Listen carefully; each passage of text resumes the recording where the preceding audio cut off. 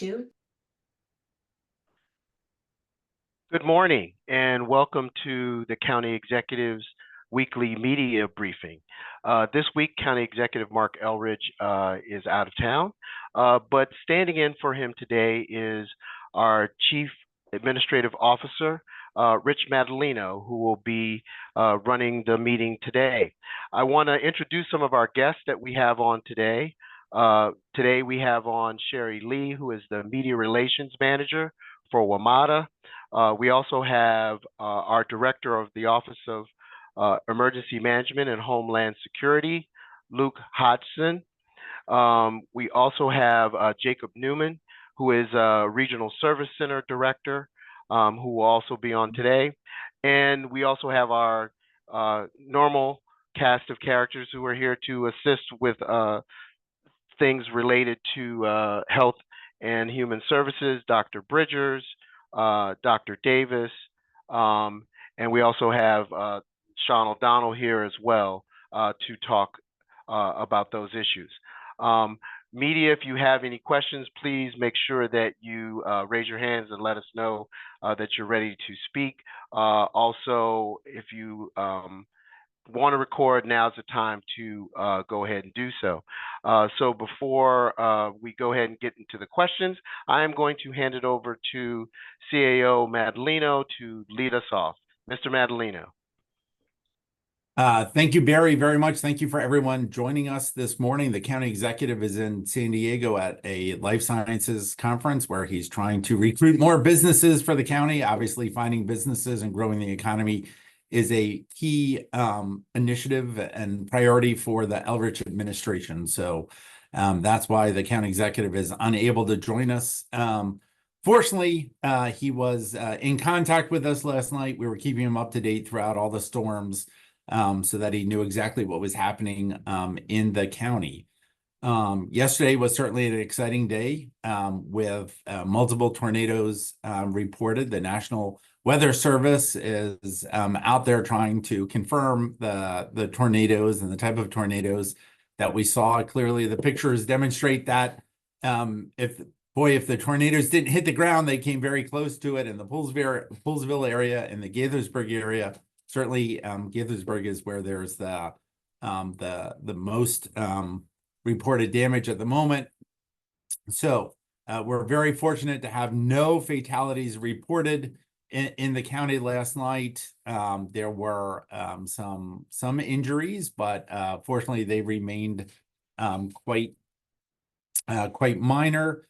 While Poolsville and Gaithersburg did see the tornadoes, other parts of the county, Montgomery Village only, were also under tornado warnings and certainly dealt with high winds. Right now, we are out assessing damage throughout the county, continuing the cleanup. I want to start off by thanking everyone with the county government and the community, with the Gaithersburg City government and the Gaithersburg Police Department, everyone who was involved in the cleanup. Certainly, the Maryland State Highway Administration and our state government. I know the governor's office was on the phone with me quite early to make sure everything was okay and offering whatever assistance we needed. So it was great to have that partnership with the Moore Miller administration.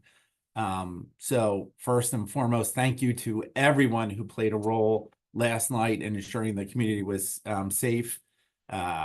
Special shout outs go out to our 911 dispatchers for getting crews and emergency workers out quickly to wherever there was a demand. The firefighters who responded throughout the county, especially those who were working to pull people out of some of the damaged homes. There were 35 storm-related calls over a span of 2.5 hours last night. Certainly the 911 center lit up during the most intense part of the storm, but fortunately then the calls dropped off. We've seen 5 trees down on homes, 10 downed wires across the county. Some road closures that were handled by the Montgomery County Department of Transportation. We saw just a maximum of nearly 1,000 power outages. So that sounds like a lot, but it reflects less than 0.25% of the customers from our 3 utilities across the county. There's more work to be done today to fix down wires and certainly trees. And for a handful of people across the county, the cleanup, I'm sure, will go much longer as they have to deal with the damage. So always important to note, avoid downed wires and report them safely to the utility company, to the non-emergency police line, unless, of course, you see a wire that is sparking or causing a fire or bouncing and there's clear damage. Then risk, please call 911 at that point. Always assume a downed wire is energized and dangerous, so don't play with them.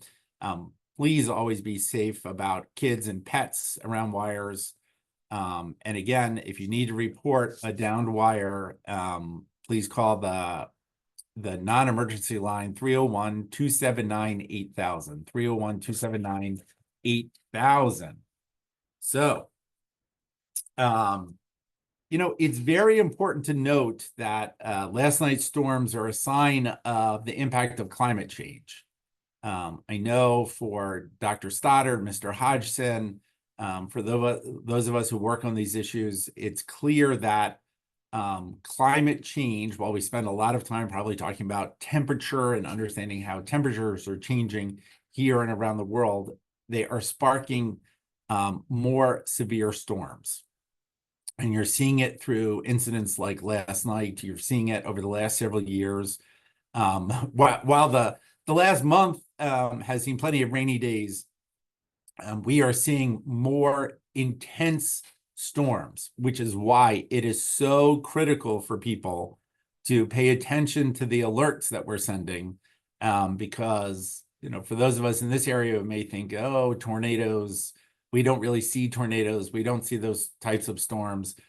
We now have to get used to the fact that we are going to see tornadoes. And when the National Weather Service sends out an alert about tornadoes, you need to take it seriously. That's why it is so critical. We ask everyone in the community, and certainly our partners in the news media, to let people know how important it is to sign up for the Alert Montgomery system so that they get warnings early and often. I know, talking with Dr. Stoddard, who happened to be, not that we're insinuating that tornadoes follow him, but he happened to be in part of the county, coincidentally, where the storms were hitting last night, and he got the target alert. So it's important to note, it's not, yes, we'll send out an alert to the whole county. Alerts go out about warnings and watches, but really, when there is a tornado being tracked, we have the ability to send targeted messages out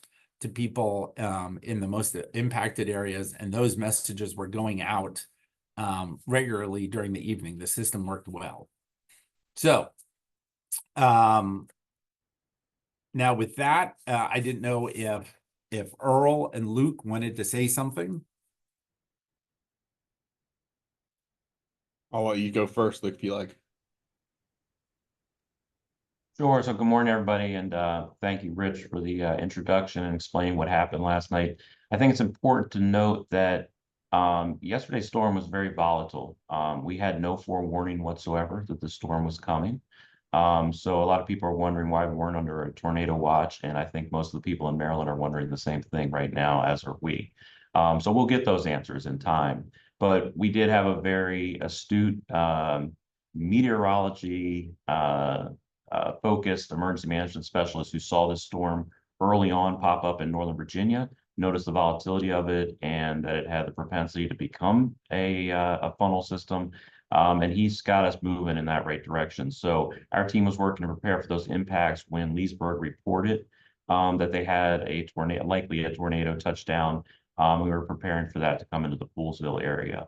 And then, as we know from there, we did see some activity in Poolsville. We saw a number of impressive funnel cloud pictures come through. Those will be confirmed today, whether or not that in fact was a tornado and the severity thereof.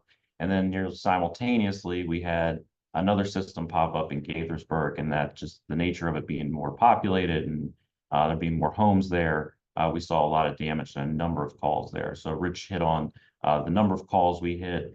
Overall, we were very lucky, given the fact that we had no forewarning for this. People responded very well to the warnings that they received. And we hit at some areas such as Poolsville that are not heavily populated. I think Rich is exactly right that we live in an area where we all too often assume that we're immune to many of the weather patterns that threaten the rest of the country and the world. Yesterday was a reminder that we can and do get severe weather at times. So it's all the more important for everyone to have a plan and be prepared for those storms. We have a number of resources on our website, which is Montgomery County MD/OEMHS. You can just search Montgomery County Emergency Management if that's easier for you. And there we have a number of tools to walk you through making a kit, making a plan, developing an emergency cache that you can hold on to in the immediate aftermath of a storm, keep you fed, medicated if you need to, hydrated, and so forth. So it's very important that you sign up for those alerts. It's very important that you heed those warnings. It's very important that you take it on as your personal responsibility to prepare for these types of storms, because they are not simply just not going to happen here. They can and do happen, and we're moving into a very stormy season right now. So with that, I'll turn it over to you, Dr. Stoddard. Yeah, I just want to add a couple things. So first off, under the leadership of County Executive Elrich, Montgomery County has really leaned forward into climate adaptation space. Obviously, we focus a lot of time on mitigating climate change, but we also recognize the climate is already changing it. And even if we take the dramatic steps we need to reduce carbon emissions, it will still continue to change for some number of years thereafter. And so climate adaptation has been a focus of both the Office of Emergency Management, but also other agencies across county government. And that's most clearly reflected in our investments in things like flood sensors, which obviously were not as relevant in this particular event, but also Montgomery County championed the construction of the statewide mesonet, which will be really useful in years forward, better understanding how weather is going to impact the state of Maryland, but also how weather conversion over time is to climate, and how climate is actually shifting both in terms of wind and temperature. Obviously, the homes in Gaithersburg were very severely impacted. Our Department of Health and Human Services has already been in connection with the city of Gaithersburg, and will be working with the residents to address their long-term needs. They will be displaced for some time. Those houses are severely damaged. And also the Red Cross will be assisting in that process as well. And the last thing I want to do was echo what our Chief Administrative Officer has said, and thank the emergency responders, not just those who were on the forefront between fire rescue, our police department, Gaithersburg City Police, but also those who you don't see very often, which is the 911 calls, the center takers who are taking and triaging and prioritizing calls, and the staff that came into the Emergency Operations Center and helped coordinate some of the response efforts overall. Those are the people you don't often see, but they obviously were enjoying time with their families and had to come in to work as well and help respond to support our residents. So with that, that's it for me.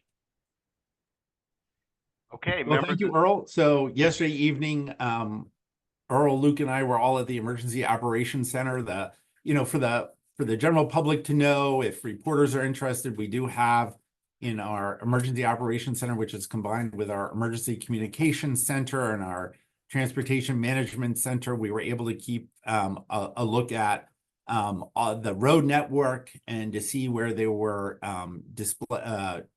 problems across our road network. We're able to see what's happening with all of our traffic lights, and because clearly traffic lights having problems are a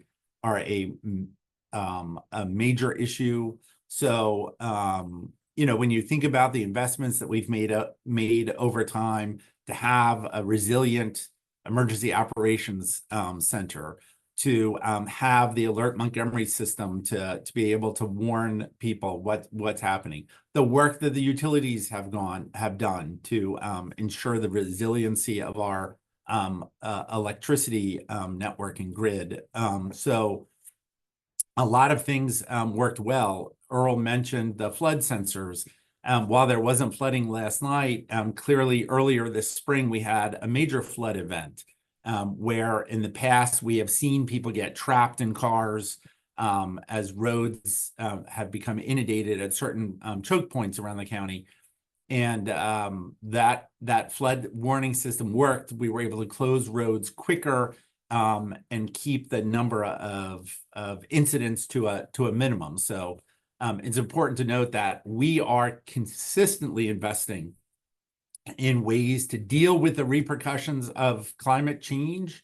But it's also important to note that we as a community, as a country, as a globe, have a lot of work to do about climate change and not to miss that opportunity. Again, we have a climate change officer who would be happy to sit down with any reporter and go over our climate action plan. Clearly, Governor Moore just 2 days ago, yesterday, issued an executive order about dealing with climate in the state. So there's a lot of news and progress and investments going on in this field.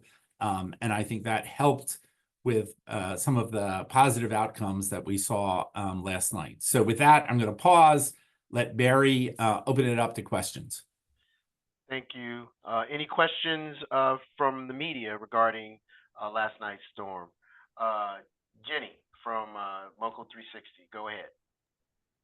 Y'all know me, I have a bunch of questions.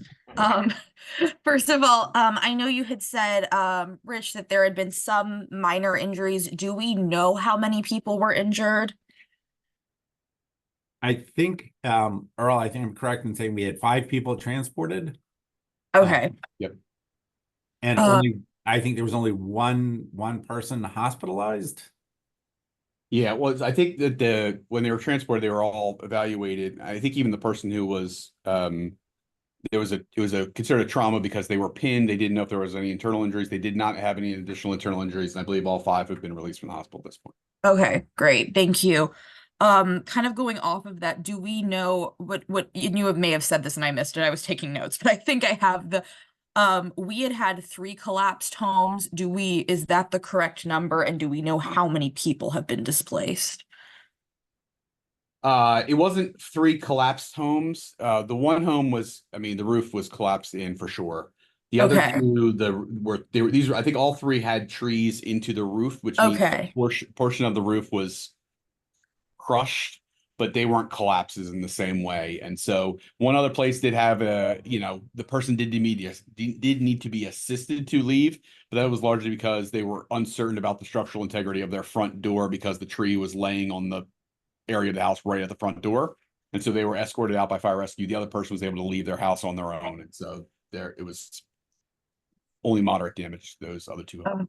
Okay, good. And do we have an estimate of the number of people who were displaced? Yeah, so obviously there were 5 in the house that was the primary collapse area, and I think that there were I want to say 2 or 3 in one of the homes and only 1 in the third home.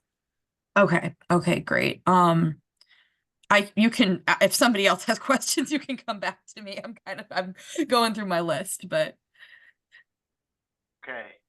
We'll come back to you. Are there any other questions from the media?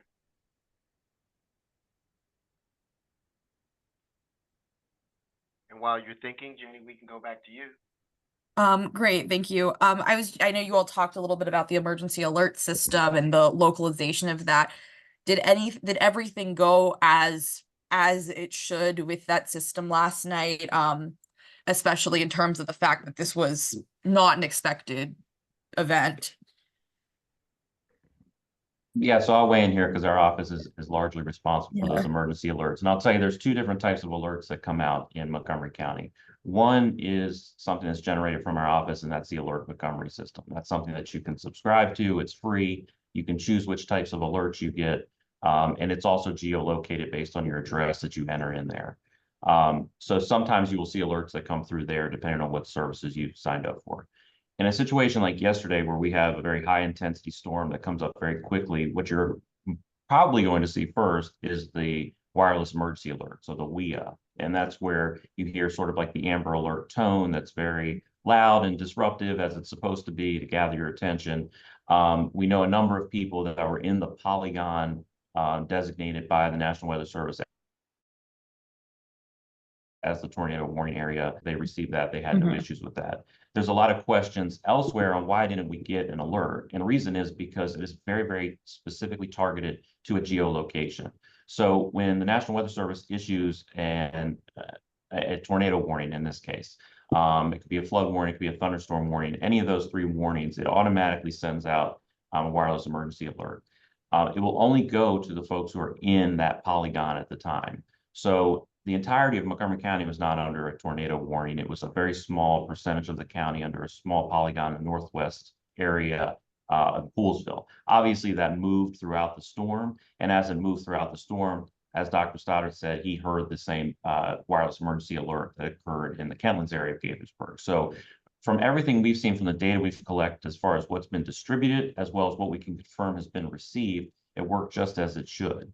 Now, if someone thinks they should have gotten an alert and they didn't, there could be something wrong with their system in terms of where their address is located, what they subscribe to. In that case, they should contact our office. They can go through our website and contact our office, and we'll be happy to look into that and troubleshoot it to make sure that they get the alert the next time. Got it. Thanks. And then just the last thing I was going to ask you all is what the county is doing to help community members who have been impacted by the storm. I don't know if this is an Earl question, but So Yeah, we so- are. Oh, sorry, go ahead. We have working with the Red Cross, we have an emergency response vehicles filled with bottled water, snacks, breakfast kits in the hardest hit neighborhood in Gaithersburg.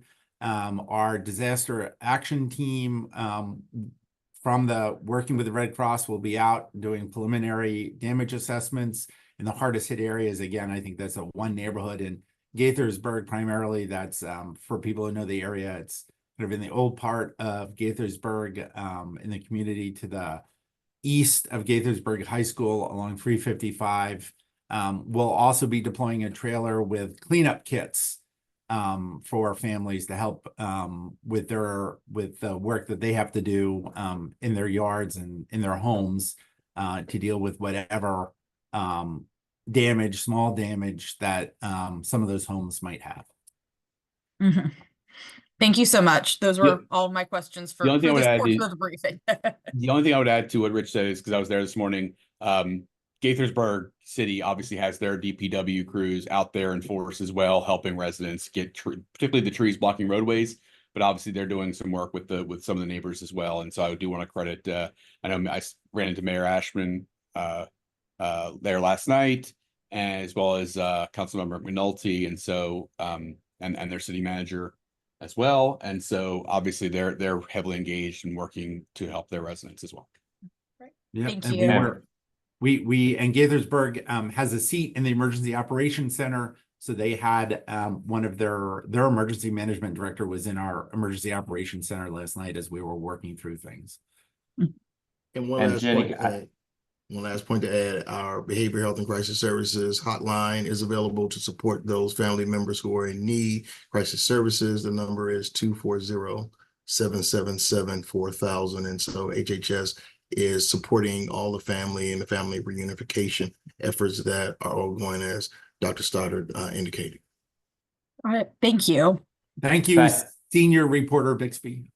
and Judith, before we move on, Judith, I see your hand up. You still have a Yes. question? I do, thank you.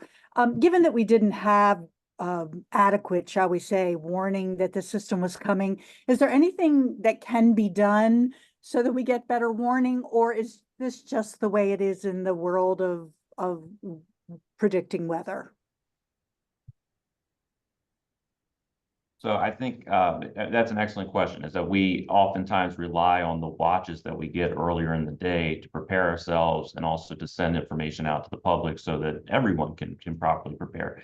In this case, since we weren't under a watch, there was nothing that was leading us to believe that we were going to get anything other than perhaps some flooding later in the day. Certainly nothing that was tornadic or cyclonic in nature. So there are these times that you simply do not get any forewarning. I think we need to approach our weather during the summer when we have high humidity and these drastic heat indices, that we understand that makes for a very volatile environment in terms of weather. So we should always be prepared for these sorts of things. We should always have a plan, and we should be very attentive to the alerts. The National Weather Service, one of the reasons that they do these very, very thorough assessments to evaluate whether or not it was a tornado and to what degree it was and what exact path it took, is so they can perfect that predictability moving forward. And it does play out in the future. We do see better forecasting in the future. So those enhancements are always being made, but I think we all need to realize that we live in a world where that weather is volatile and that sometimes we will not get it anymore. Thank you. What I would also add is just much like the county and everyone else across the globe, National Weather Service is struggling to realize, or it's not struggling to realize, but struggling to understand how our changing weather is going to impact their need to do certain things in the future. A lot of things that we do within emergency management or with the National Weather Service are based on past precedent. Now, past precedent is no longer going to be a predictor of future results. And so obviously, I'm sure the National Weather Service will be doing a thorough review of their data feeds, of their decision-making framework on how to issue these watches based on this experience, because, again, their history of looking at data may not necessarily be a good predictor of how they have to do things in the future. When the Weather Channel took a break from their live coverage with Dr. Stoddard in Gaithersburg this morning, they did talk about how June is the month with the most tornadoes in Maryland. So interesting factoid. All righty. Thank you. All right, so now we're going to move on to some other local news.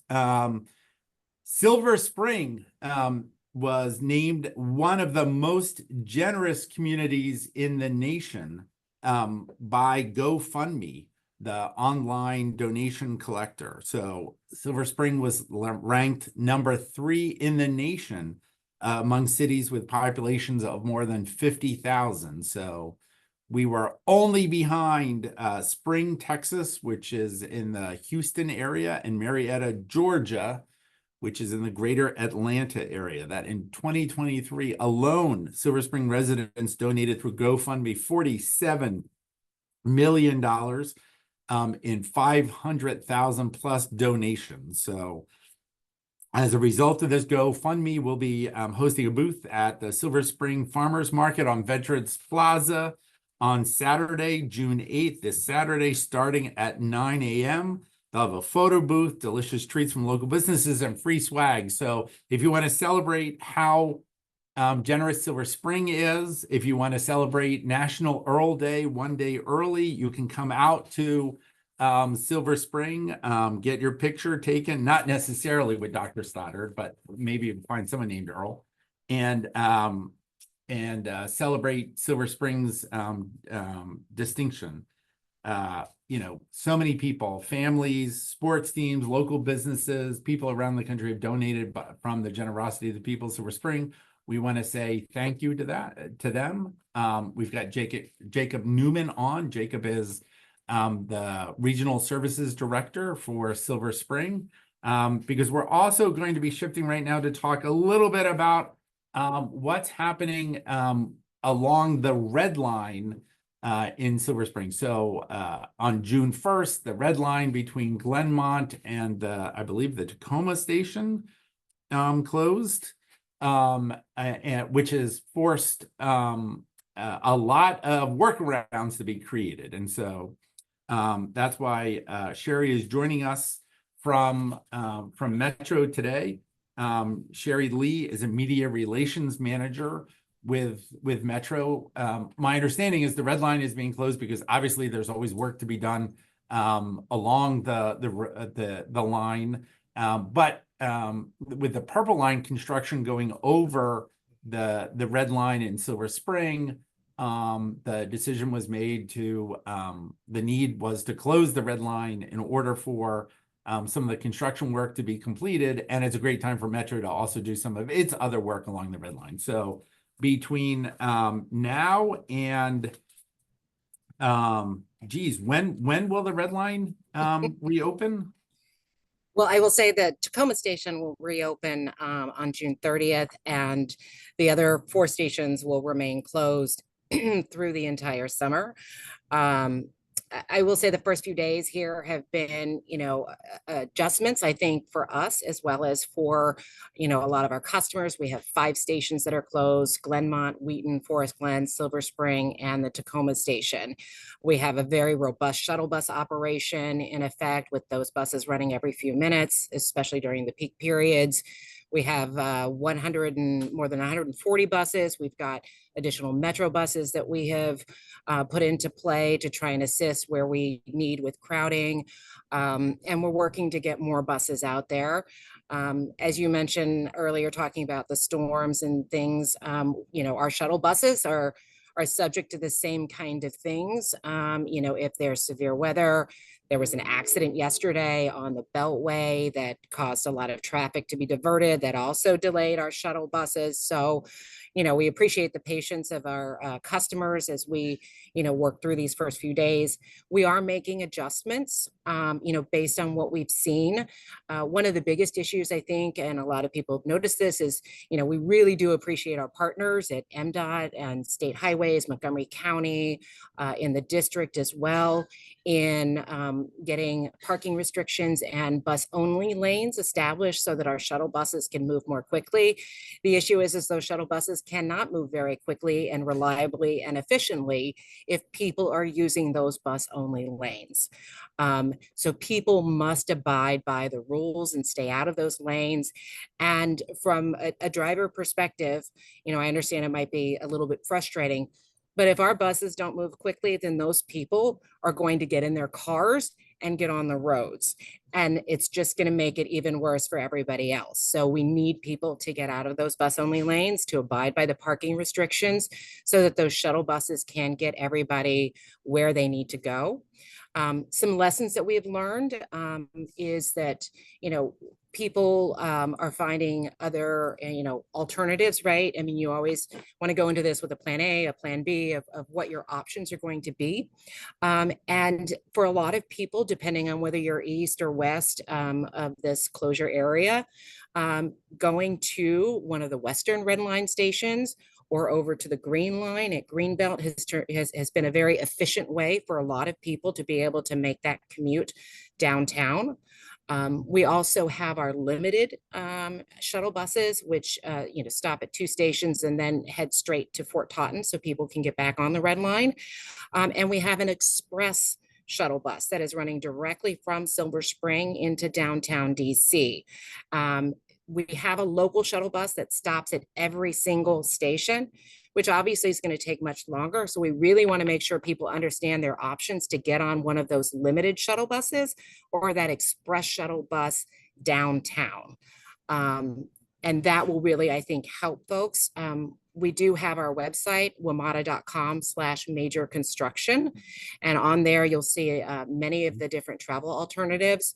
And then another thing I should mention is that, you know, our partnership with Mark, you know, given this closure, they have discounted fares, a promotional rate that they have been running on the Brunswick line that will get people straight to Union Station, bypassing a lot of this work.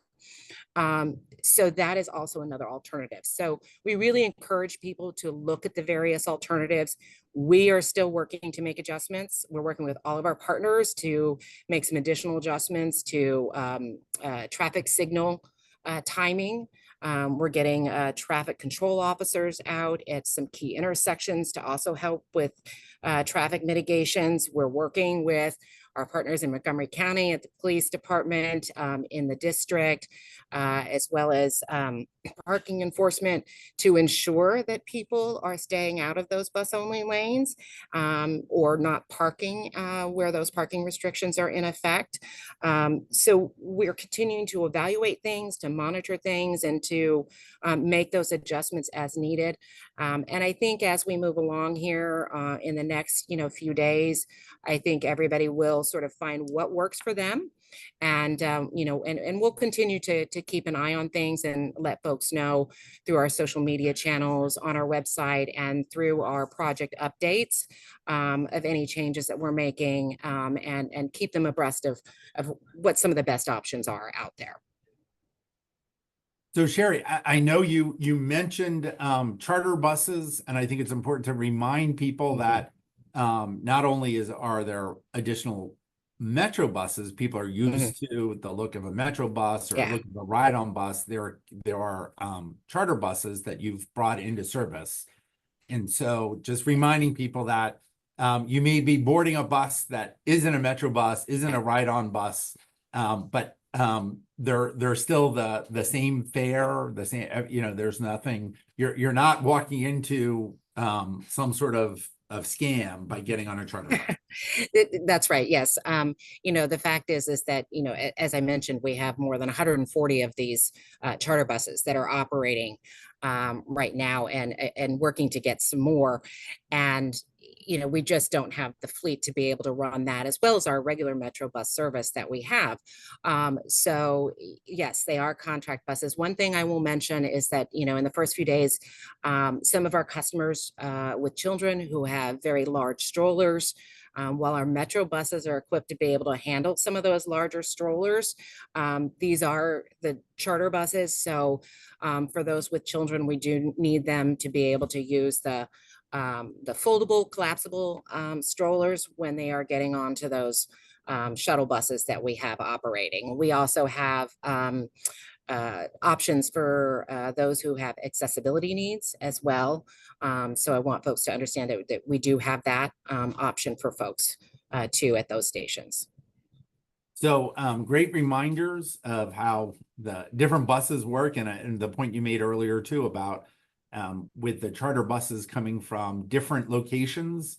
When you have a significant closure on the Beltway, it can delay dramatically when those buses get into place. So yeah, that was a bit unfortunate yes. yesterday. It did not end up causing a huge delay for our shuttle buses, but it did add a little bit of time. And we do know that these shuttle buses, we have the amount of time. If folks want to see how long it will take on the shuttle buses, we have been very transparent about how long it will take. And that information is on our website that I mentioned earlier, WMATA.com/major construction. So, and everyone should know that at the same time this is going on, the State Highway Administration has added dedicated bus lanes on University Boulevard. So yes, those are the same rules apply as to stay out of the bus lanes if you're in an individual vehicle, because obviously we're trying to aid people's commutes, but that project is a coincidence to what's happening on the Red Line. It is not part of the Red Line project. And we did have additional bus lanes created on Georgia Avenue to help us. There's 7 miles of bus only lanes. And we really do appreciate our partners in doing that. I also do want to mention that it really takes a village to get this accomplished, and we couldn't do this without our partners there in Montgomery County and in Maryland in trying to be the most efficient that we have. And of course, we've got the Purple Line, MDOT-MTA's Purple Line project, and this is in part for them to be able to build that mezzanine that will make it much easier for everybody to connect from the future Purple Line to our Metro Rail system. And at the same time, we decided to partner additional work, as you mentioned earlier, with this closure. We have probably 8 months of work that was needed at these stations. Some very complicated work in our switches outside the Tacoma station. And that would have been 8 months of disruptions every weekend. And this just gave us an opportunity to be much more efficient, to reduce the impact to our customers and couple it with the Purple Line work that is going on, so that we could get all that work done in 3 months and actually be less disruptive to our customers there. Yep. I've long been told that the Silver Spring is the busiest multimodal transit spot in the state of Maryland. And with the Purple Line, it is only going to grow even busier and more convenient with all the different links that are coming together there. So, yeah, it's a great transit hub. Yep, bus, rail, everything.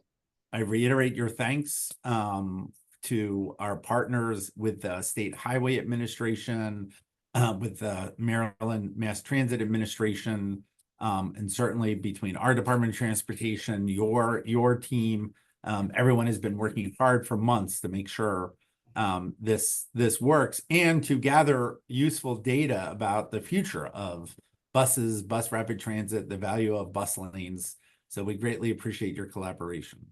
So with that, Barry, if anyone has any specific questions about that, or also I want to make sure Jacob, who is on as the unofficial mayor of Silver Spring, wants to celebrate the generosity, hopefully that generosity of we will see what is it? A generosity of patience. I'm trying to think of the right term over the summer as we deal with these transportation challenges.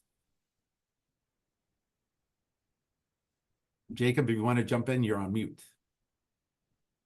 Oh, sure. I'm happy to. I didn't know if we were going over to Barry for questions. I'll just echo your sentiments and though many of those who lived, worked, or visited Silver Spring, this might not be surprising, but it's truly remarkable to be named the third most generous community in all of America, and this is not the first year for that accolade.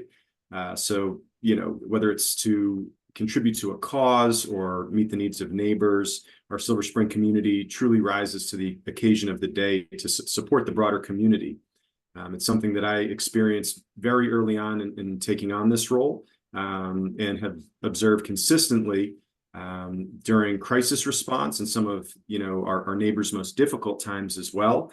And as Sherry said, it truly does take a village. This is representative of our business community, of our nonprofit community, those individual residents, response to disasters in 3 separate apartment communities. We just saw organizations like Montgomery Housing Partnership and Silver Spring Cares partner with GoFundMe to really galvanize the community, and again, those individual community members and businesses rise to the occasion. So join us this Saturday at the Silver Spring Farmers Market, another place to bump elbows with the generous Silver Spring community. And I'm happy to answer any questions regarding that. I'm going to defer to Ms. Lee for all Metro-related closures, but I did want to give a special shout out to those also in law enforcement and traffic enforcement, both at Metro and MCPD, for ensuring this is as seamless as possible, a change to the normal routines of navigating the downtown and surrounding areas. Okay, reporters, if you have any questions, I see Jenny has one, but any other reporters who may have questions for either Jacob or Sherry, now's the time to do that. So Jenny, I'll hand it over to you. Thank you. I have a question for Sherry about the red line closures.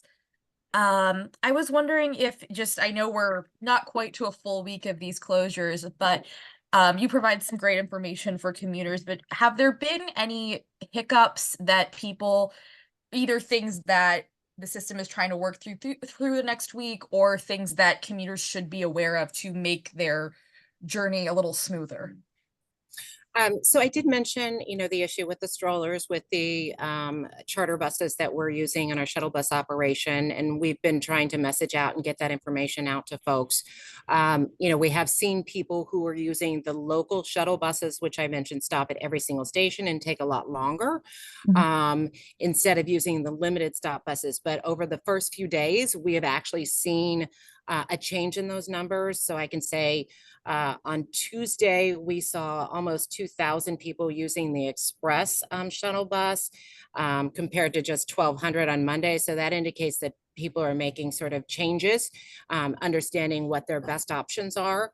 Our limited stop shuttle buses had about 4,500 boardings each, and that was up from about 3,800 from Monday. And the local routes actually saw a drop in their boardings on Tuesday, which again indicates that folks are learning that, which ones are their best option. So really, I think that's been sort of the main thing, I think, is people kind of figuring out what really is going to work best for them. And we also, as mentioned, the bus only lanes, they are only as good as, keeping them clear. So people have to abide by the rules and stay out of those lanes. Enforcement is one mechanism for us. And, we're doing that, but we really need people to just follow the rules. And as I mentioned, if they're going to clog up those bus only lanes, that's just going to encourage more people to get out in traffic, which we don't want. We don't want more traffic. We don't want more, emissions out there, because, having all those people on our buses, that's a lot of cars that we're taking off the roads. Yeah. Thank you. Oh, well, actually, I don't know if you can answer this, or maybe Earl or somebody on the county side can answer this in terms of what types of enforcement are being used. Like, are the county police in on it, or what's going on there? Yeah, so I can answer that. We have a great partnership with Montgomery County Police, and also, we have express buses going into the district, with MPD in the district and their parking enforcement. So we are all working together cooperatively. We've been meeting with them, discussing areas that might be of concern or issues, and just monitoring things. We really just want to get people out of those lanes. But if it comes down to enforcement and fines and ticketing, that is an option. But we're continuing to evaluate and to work with our partners to ensure that happens. And I think, honestly, some people may be caught unaware, right? These lanes are clearly marked, but it takes time for everybody to adjust, right? Not just the people who are using the shuttle buses, but also the other drivers out there who might not be accustomed to some of the parking restrictions and the newer bus-only lanes in the sections that were created for this. So I think after a little bit of time, I think people will adapt. People will, get used to it, and hopefully things will, continue to get smoother as we move on. Thank you. Okay, any more questions for Jacob or Sherry?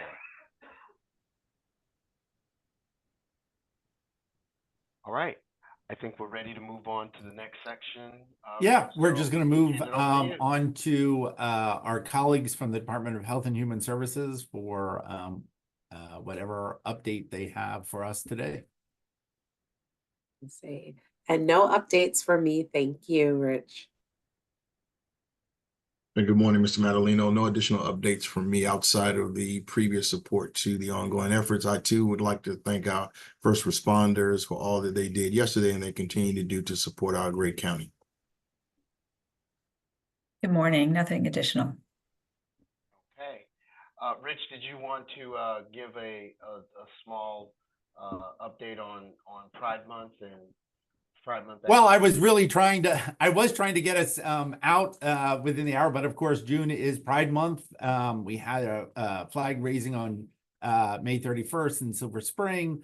The county flag and the plaza between the executive office building and the circuit court. We will have a flag raising first thing on Monday morning. There are events all over the county and certainly the region.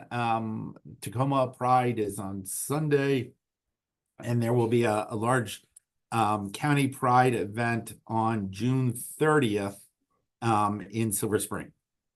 So thank you, Barry. And now we'll turn it over to you for any other questions, comments.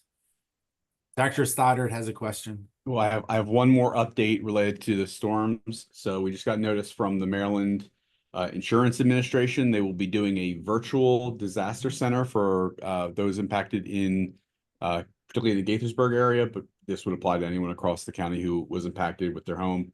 That'll be on June 11th. And we'll be looking to get more additional details out on that. Let's see if I can pull up, just to make sure I didn't miss anything with that. And for some of the reporters who are on the call, as we gather information, we had a total of 170 people from the Department of Transportation out last night. And we have still 100 people out on our roads engaged in the cleanup efforts across the up county. Yeah, we'll be putting this flyer up, but I'll share my, I won't share my screen, but this virtual disaster center where people can get information about insurance and other things from the Maryland will be obviously later this week on the 11th. So more details to come.